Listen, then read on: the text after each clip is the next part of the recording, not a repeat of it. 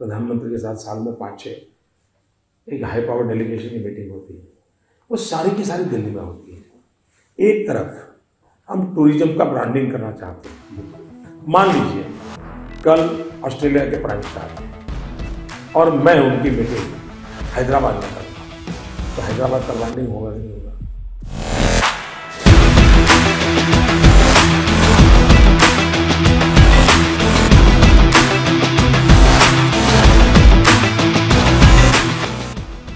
सुनकर समझ तो गए ही होंगे आप कि प्रधानमंत्री बनने से पहले ही टूरिज्म को लेकर मोदी का विजन कितना क्लियर था।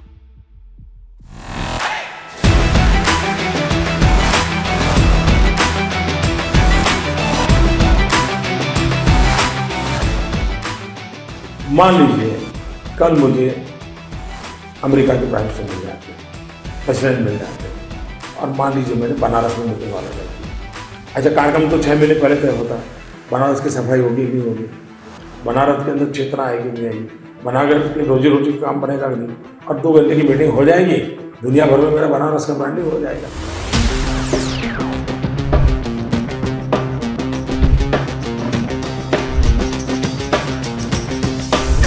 मोदी जानते थे कि हिंदुस्तान के पर्यटन में कितनी ताकत है और पीएम की कुर्सी पर बैठने से पहले ही उन्होंने ये बता दिया था कि कुर्सी संभालने के बाद वो कैसे भारत के टूरिज्म की तस्वीर बदलने वाले हैं। और तस्वीर बदली भी। सत्ता संभालने के 5 साल बाद प्रधानमंत्री मोदी का साल 2019 में दिया ये बयान सुनिए। साथियों, एनडीए सरकार के आने से पहले भारत में साल में 60-65 लाख विदेशी पर्यटक आते थे। अब भारत में आने वाले विदेशी पर्यटकों की संख्या 1 करोड़ को भी पार कर गई है। मोदी के किसी भी कार्यक्रम में, फिर चाहे वो चुनावी रैली हो या G20 की बैठक, इन सब के साथ साथ टूरिज्म कैसे उनके साथ हमेशा मौजूद रहता है, उसकी सबसे ताजा मिसाल है लक्षद्वीप।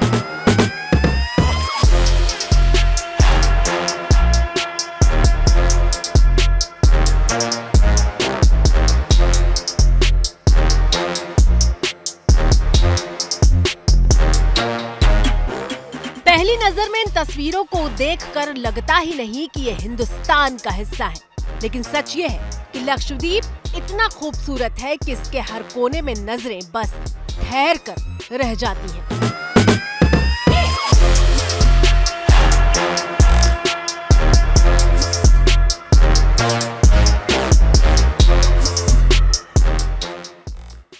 भारत के दक्षिण पश्चिम में अरब सागर में बसा एक द्वीप समूह है लक्षद्वीप। केंद्र शासित प्रदेश लक्षद्वीप में मोदी 2 दिन के दौरे पर थे तो लक्षद्वीप पूरे देश की सुर्खियां बन गया।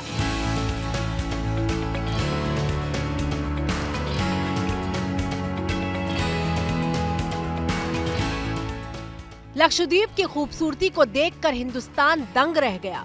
करोड़ों लोगों के जहन में लक्षद्वीप का नाम अगली छुट्टियों के विकल्प के तौर पर कौंधने लगा। लक्षद्वीप की सुंदरता को शब्दों में समेटना बहुत मुश्किल है। जो लोग दुनिया के अलग अलग देशों के द्वीपों को देखने जाना चाहते हैं, वहाँ के समंदर से अभिभूत है, उनसे मेरा आग्रह है कि वो पहले लक्षद्वीप आकर जरूर देखें। आपकी स्क्रीन पर मौजूद है ये गूगल सर्च का रिजल्ट, जिसमें दिख रहा है कि पिछले 24 घंटे में लक्षद्वीप को सबसे ज्यादा बार ढूंढा गया। सोशल मीडिया पर इन तस्वीरों को शेयर करने के पीछे मोदी का मकसद यही तो था। वो देश और दुनिया को बताना चाहते थे कि लक्षद्वीप मालदीव से सुंदरता में कहीं से पीछे नहीं है। लक्षद्वीप की सुबह देखकर मन प्रसन्न हो गया। लक्षद्वीप की सुंदरता को शब्दों में समेटना बहुत मुश्किल है।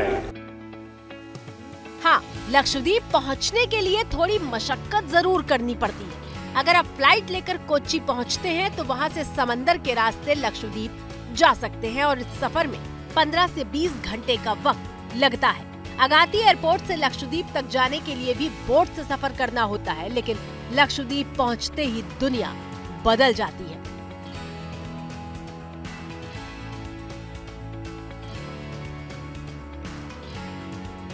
हिंदुस्तान में पर्यटन क्षेत्र के मोदी सबसे बड़े ब्रांड एम्बेसडर बनकर उभरे हैं। काशी विश्वनाथ धाम हो या फिर मध्य प्रदेश का कूनो नेशनल पार्क, मोदी ने पर्यटन इंडस्ट्री को चमकाने के लिए अपने ही अंदाज में काम किया है। और मोदी जब गुजरात के मुख्यमंत्री थे तब भी वो बार बार कहते थे कि टूरिज्म की ताकत देश को पहचाननी चाहिए।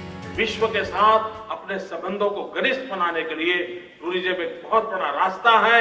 और मैंने कभी एक बार कहा था, tourism unites the world, terrorism divides the world. ये ताकत है टूरिज्म में।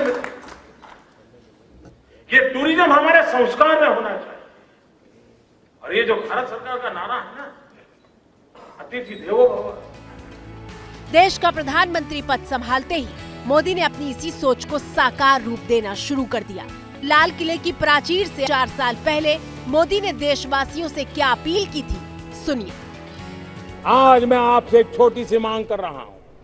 क्या आप तय कर सकते हैं कि 2022 आजादी के 75 साल के पहले हम कम से कम अपने परिवार के साथ भारत के कम से कम 15 टूरिस्ट डेस्टिनेशन पे जाएंगे। वहां कठिनाइयां होगी तो भी जाएंगे, वहां अच्छी होटल नहीं होगी तो भी जाएंगे। कभी कभी कठिनाइयां भी जिंदगी जीने के लिए काम आती है।